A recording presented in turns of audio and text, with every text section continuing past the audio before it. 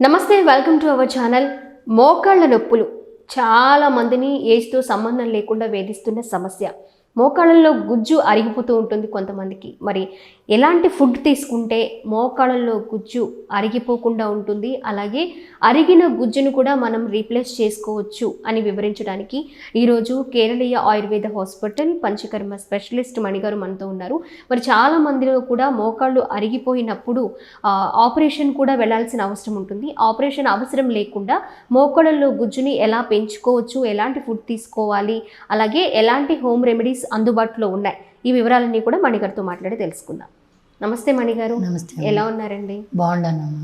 Okay, మరి మోకాళ్ళ నొప్పులు అండి, అందరికీ మోకాళ్ళ నొప్పులు చూస్తూ ఉన్నాం ఎక్కువగా, ముఖ్యంగా ఆడవాళ్ళలో ఎక్కువగా కనిపిస్తూ ఉంటుంది. మరి ఎందువల్ల ఈ మోకాళ్ళ నొప్పులు వస్తాయి? గుజ్జు అరిగిపోయే ఛాన్సెస్ దాకా ఎందుకు వెళుతుంది ప్రాబ్లం? ఫస్ట్ వెయిట్ పెరగకూడదమ్మా. వెయిట్ పెరగకూడదు. పెరిగితే దాని మీదే పడిపోద్ది వెళ్ళి. ముందు మోకాళ్ళ మీద, కింద మడాల మీద పడుతుంది.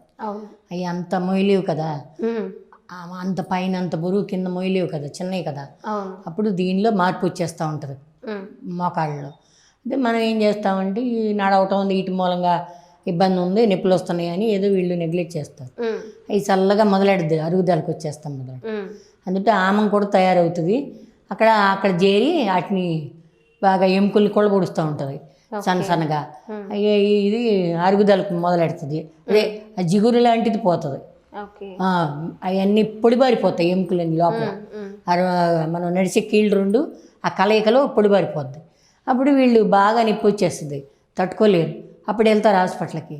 నువ్వు తట్టుకోలేకపోతున్నావు, ఏంటి పరిస్థితి అని. ఏ వయసు వాళ్ళల్లో ఎక్కువగా ఈ ప్రాబ్లం చూస్తాం మణిగారు? అమ్మా, ఇది 35 దాటిన తర్వాత లేడీకి. 35 దాటిన తర్వాత జాగ్రత్తగా ఉండాల్సిందే. ఇప్పుడు ఉన్న పరిస్థితుల్లో ఎముకలు ఏం పట్టలేదు, బాగా పోయింది. కాబట్టి లేడీకి 35, మగ మనిషికి అయితే 50 దాకా ఛాన్స్ ఉంది. పర్వాలేదు. ఆయన ఏమి చేయడు కదా ఇంట్లో మనలాగా. ఓకే, ఇంట్లో డబల్ పని చేయాలి కదా. లేడీస్ అంటే కిచెన్ లో 2-3 గంటలు అలాగే నిలబడాలి, పిల్లల్ని పెంచాలి, ఇవన్నీ చెయ్యాలి. అందుకని అరిగిపోవటానికి మెయిన్ కారణం అదే. అంటే కొంతమంది సన్నగా ఉండి అరిగిపోతాయమ్మా. వాళ్ళకి ఆర్థరైటిస్ అన్న ఉండాలి, లేదా వాతం ఎక్కువ ఉండైనా పాడైపోతాం మొదలు పెట్టాలి. అలా ఉంటుంది. వాతం ఎక్కువ ఉండేవాళ్ళు సన్నగా ఉంటారు కొంతమంది, వాళ్ళకు కూడా పాడైపోతాయి. మనం తీసుకునే ఫుడ్ వల్ల కూడా ఇలాంటి ప్రాబ్లమ్స్ వచ్చే ఛాన్సెస్ ఎక్కువ ఉంటాయని విన్నాం మణిగారు. ఖచ్చితంగా. మరి ఎలాంటి ఫుడ్ తీసుకోవాలి? అసలు ఈ మోకాళ్ళలో గుజ్జు అరిగిపోకుండా ఉండాలి అన్నా, మోకాళ్ళ నొప్పుల సమస్య రాకుండా ఉండాలి అన్నా మనం తీసుకునే ఆహారం ఏ విధంగా ఉండాలంటారు? అంటే ఏజ్ వచ్చినాక మనం ఏం చేయలేమమ్మా. ఇప్పుడు 60 వచ్చినాక మనం ఏం చేయలేము, పోతాయి. అంటే ఈ మోకాళ్ళు పోతాయి, నడుము నొప్పి, ఈ స్పాండిలైటిస్ ఇవన్నీ పోతాయి, అరిగిపోతాయి. వాటికి ఏం చేయలేము. ఏజ్లో ఉండాలనుకో అమ్మ, వాళ్ళు కాల్షియం ఫుడ్ తీసుకోవాలి. ఆకుకూరలు, మళ్ళీ బోన్ సూపు, మళ్ళీ ఖర్జూరం, ఇలాంటి పచ్చి కొబ్బరి, అన్ని కాల్షియం ఫుడ్, తేనె, ఇవన్నీ తీసుకోవాలి. అంటే ఫుడ్లోనే కాదు, అదనంగా కూడా తీసుకుంటూ ఉండాలి. ఫుడ్లో లేదు ఇప్పుడు ఏమి, కాబట్టి అదనంగా తీసుకోవాలి. బియ్యం కూడా వైట్ రైస్ తినకూడదు, తినుకోకుండా ఈ బ్రౌన్ రైస్ తీసుకోవాలి. ఒక పొట్టు రైస్ తీసుకోవాలి, మొత్తం పోకుండా ఉండే రైస్ తీసుకోవాలి. అది మంచిది. అది నిజం చెప్పాలంటే అమ్మ, గంజి తాగితే మంచిది. గంజి టోటల్గా చెప్పాలంటే ఈ ఒక పొట్టు గంజి వార్చుకుని ఇంత ఉప్పు వేసుకుని తాగితే అసలు ఏం చేయమ్మా, ఎముకలు మంచి పట్టుతో ఉంటుంది. దీనిలో ఆయుర్వేదిక్లో నవరా అని ఒక రైస్ ఉంటుంది, ఎర్ర బియ్యం. అవి తెచ్చుకుని అదే మిక్సీ పట్టుకుని, తొందరగా అరుగుదలకు రాదు, ఎక్కువ తాగకూడదు.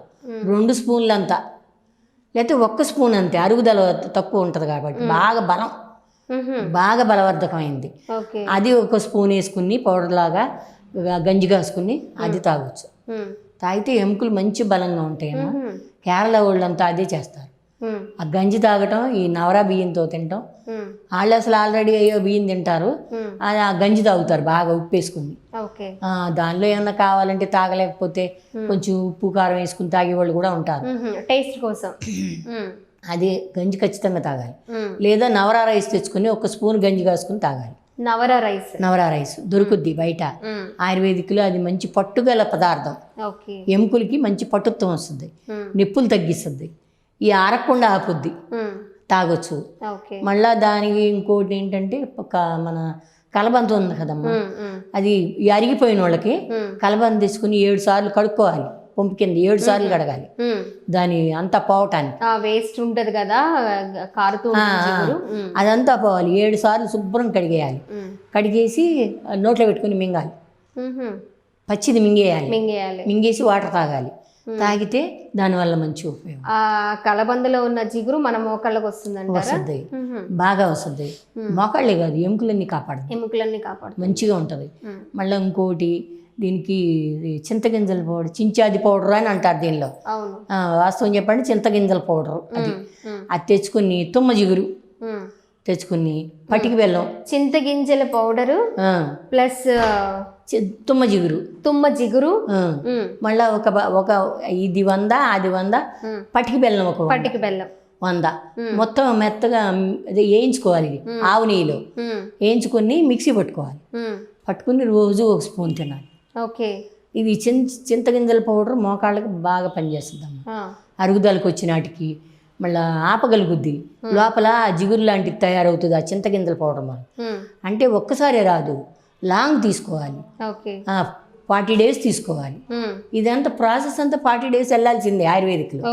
అప్పుడు వాళ్ళకి రిజల్ట్ వస్తుంది. అప్పుడు ఈ పౌడరు ఈ తుమ్మ జిగురు కలిపి ఇది లోపల జిగురు రావడానికి అవకాశం ఉంటుంది. ఇప్పుడు 40 days అంటే ఆపరేషన్ కంటే ఇది బెటరే కదా. తింటా పని చేసుకోవచ్చు. కాస్త అది వేసుకుని మామూలుగా తిరుగుతూ ఉండొచ్చు, పని చేసుకోవచ్చు. ఇది 40 daysలో పనిచేస్తుంది. నిప్పులు లాగుతాయి, లోపల నుంచి తేడా తెలుస్తుంది. అది పొడిబారిపోయిన ఎముకలకి జిగురు తగులుతుంది, తెలుస్తుంది వాళ్ళకి. నడుస్తూ ఉంటాను. ఈ షుగర్ అయి లేకపోతే తేనె తీసుకుంటే ఇంకా మంచి. షుగర్ పేషెంట్స్ కాకపోతే షుగర్ ఉంటే తీసుకోకూడదుగా. కలబంద కూడా బాగా పనిచేస్తుందమ్మా. పచ్చిది మింగితే ఎక్కడ నిప్పులు రావు. మోకాళ్ళ దగ్గర బాగా పనిచేస్తుంది అది. ఈ పోయిన జిగురంతా దానివల్ల స్ప్రెడ్ అవుతుంది చల్లగా. కొన్ని రోజులు అట్లా మింగాలి, ఒక్కరోజు తాగేది కాదు. ఒక 40 రోజులు మింగాల్సింది. Bone soup తాగాలమ్మా. దానిలో మూలిగి వచ్చేసే వరకు మేర అంటారు కదా, అదంతా వచ్చేసే వరకు తాగితే బోన్ సూప్ తాగితే కూడా మంచి పని చేస్తాయి. ఆయుర్వేదంలో పంచకర్మ థెరపీస్ ఏమైనా ఉంటుందా మణి గారు? ట్రీట్మెంట్ ఉన్నాయి అమ్మా, థెరపీస్ ఉన్నాయి. దీనికి పిడిచిలని చేస్తామమ్మా. చేస్తాం. మనం చెప్పినట్టు చేసి ఆ పిడిచిలు తీసుకుంటే వాళ్ళకి లోపల బాగా కవర్ అవుతుంది. ఇన్ని రోజులని రావాలి. ఎక్కువ ఉంటుంది, నొప్పి నడవలేని వాళ్ళు ఉంటారు కదా, వాళ్ళకి ఎక్కువ ప్రాసెస్ పడుతుంది, లాంగ్ టైం పడుతుంది. ఒక 21 days చేసి ఆపి మళ్ళీ 21 days చేయాల్సి ఉంటుంది. అప్పుడు లైన్లోకి వస్తుంది. కానీ ఒక్కసారి రాదు. వీళ్ళేం కంగారు పడతారు, రాలేదేంటి అని కంగారు పడతారు. కాబట్టి ప్రాసెస్ లాంగ్ ఉంటుంది, ఖచ్చితమైన రిజల్ట్ ఉంటుంది. ఖచ్చితంగా ఉంటుంది. కాకపోతే ఓచుకోవాలమ్మా. ఇది అసలు ఆయుర్వేదికే ఓచుకోవాలి నిజం చెప్పాలంటే. అప్పుడు కానీ లైన్లోకి రాదు. అదే మనం అనుకున్నాం కదా ఇంతకు ముందు, ఆయుర్వేదం అంటే స్లోగా రిజల్ట్ ఉంటుంది అని అనుకుంటూ ఉంటారు అని. ఓర్పు కావాలంటారు, చాలా కావాలంటే. ఇప్పుడు మాకు వస్తారు కదా పేషెంట్లు, మధ్యలో మానేస్తారు, వాళ్ళకి ఓర్పు ఉండదు. మనం ముందే చెప్తాం, రిజల్ట్ రాలేదని మానేస్తూ ఉంటారు. చేయించుకున్న ట్రీట్మెంట్ కూడా వృధా అయిపోతుంది, వేస్ట్ అయిపోతుంది. కాబట్టి ప్రాసెస్ అంతా ఫుల్గా తీసుకున్నారనుకో అమ్మ, ఇప్పుడు వీళ్ళంటి వాళ్ళు అర్థం చేసుకుంటారు, చక్కచ్చి తీసుకుంటారు. కానీ కొంతమంది అర్థం చేసుకోరు. ఇప్పుడు వచ్చి యూత్ ఏంటి, అబ్బో తగలేదేంటి, ఇప్పుడు తగలేదని అట. ఇప్పుడు ఈ మోకాళ్ళలో గుజ్జు అరిగిపోయిన దానికి ట్రీట్మెంట్తో పాటు మీరు ముందు చెప్పారు కదా వెయిట్ తగ్గాలమ్మా ముందుగా అని. ఆ వెయిట్ తగ్గడానికి కూడా ప్రాసెస్ ఉంటుందా ఆయుర్వేదంలో? వెయిట్ తగ్గడానికి ట్రీట్మెంట్ ఉంటుందమ్మా. దాంతోపాటు డైట్ ఖచ్చితంగా చేయాలి. డైట్ చేయాలి. అసలు మోకాళ్ళ నొప్పులు అంటేనే ముందు డైట్ చెప్తాను, ఖచ్చితంగా చెబుతా. వాళ్ళు వెయిట్ ఉండారా అడుగుతా, ఉండారమ్మా అంటారు. వెయిట్ ఉంటేనే అది పాపం ఇబ్బంది పడతాయి. ఉండారమ్మా అంటే ఖచ్చితంగా తగ్గాలండి, ముందు దాని నుంచి చేసుకుని రావాలి. వెయిట్ లాస్ చేసుకొస్తేనే ఇక్కడ తేలిక పడుతుంది. అదే చెప్తాను, వెయిట్ లాస్ చేస్తా, మనం ట్రీట్మెంట్ చేయాలి. అప్పుడు 2 విధాలు అయితేనే లైన్లోకి వస్తారు వాళ్ళు. అప్పుడు తగ్గటానికి అవకాశం ఉంటుంది. ఇలాంటి రెమెడీస్ ఉంటాయమ్మా, చిన్నవి చేసుకోవచ్చు ఇంట్లో, మంచిగానే పనిచేస్తాయి. ఆపరేషన్ దాకా వెళ్ళకుండా రోజు ఇప్పుడు ఆయుర్వేదిక్ షాపుల్లో అమ్ముతారు యారండా తైలం అని. అది తెచ్చుకుని ప్రతిరోజు రాత్రిపూట పడుకోబోయే ముందు 2 స్పూన్లు వేసుకోవాలి. వేడి నీళ్ళతో వేసుకుని పడుకోవాలి. పొద్దున్నే ఫ్రీ అయిపోతారు, వాళ్ళకి నొప్పులు ఉండవు. ఇట్లాంటి చిన్నవి చేసుకోవచ్చు ఇంట్లో. చేసుకుంటా ట్రీట్మెంట్ తీసుకుంటే బాగా పనిచేస్తుంది.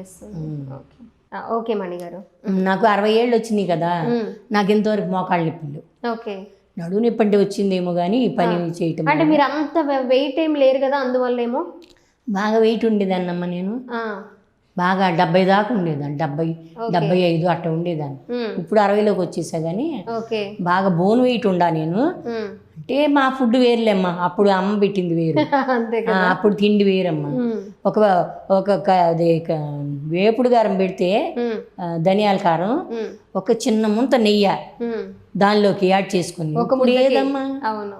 ఇప్పుడు ఏది అసలు ఉమ్, ఆ తిండి ఏది? అది అప్పుడు మేము తిన్నది అదమ్మా. ఓకే. అంత ఎరువులు లేని కాయగూరలు, ఆ పూట పాలేరు తెస్తే వండిన కూరగాయలు తిన్నోళ్ళం మేము ఉమ్, పంటలో. అట్లాంటి పంటలు తిన్నోళ్ళం కాబట్టి మాది వేరమ్మా. మా ఎముకలు వేరు, మా తీరు వేరు. ఉమ్, ఇవి నాకేమి రాలేదు, మోకాళ్ళ నొప్పులు రాలేదు. నేను చాలా 70-80 ఉండేదాన్ని గట్టిగా. ఓకే. వయసుని బట్టి మీరు కూడా డైట్ చేసి కొంచెం వెయిట్ తగ్గించారు. తగ్గడానికి అవకాశం కుదిరింది. అయితే ఆ ఫుడ్ నేను కొంచెం జాగ్రత్త పడాలి, వయసు వచ్చింది కదా, ఉమ్, కొంచెం జాగ్రత్త పడుతున్నాను. బాగానే ఉంది, నాకేమి నొప్పులు ఏమి లేవు. ఇవాళ ఉండా రేపు తిరుగుతా లేసి మామూలుగా. ఓకే. ఎందుకంటే అప్పుడు తిన్న ఫుడ్ అంత పని చేసి ఉపయోగపడుతుంది ఇప్పుడు. అది. ఓకే మణి గారు, చాలా చక్కగా చెప్పారు. నిజంగా చాలా మంది ప్రాబ్లం ఫేస్ చేస్తున్నారు. మోకాళ్ళలో గుజ్జు అరిగిపోయిన దానికి ఆపరేషన్స్ దాకా వెళ్ళడము, అది ఫెయిల్ అవ్వడము, ఇలా కూడా మనం చూస్తూ ఉన్నాం రెగ్యులర్గా. ఆయుర్వేదంలో మంచి రెమెడీస్ చెప్పారు. ఇది ఖచ్చితంగా వాడుకుంటే 21 days ఖచ్చితంగా రిజల్ట్ చూస్తారన్నారు. మాకు కూడా నమ్మాలి అనిపించేలాగా చెప్పారు, అంత చక్కగా అర్థమయ్యేలాగా. థ్యాంక్ యూ సో మచ్ మణి గారు.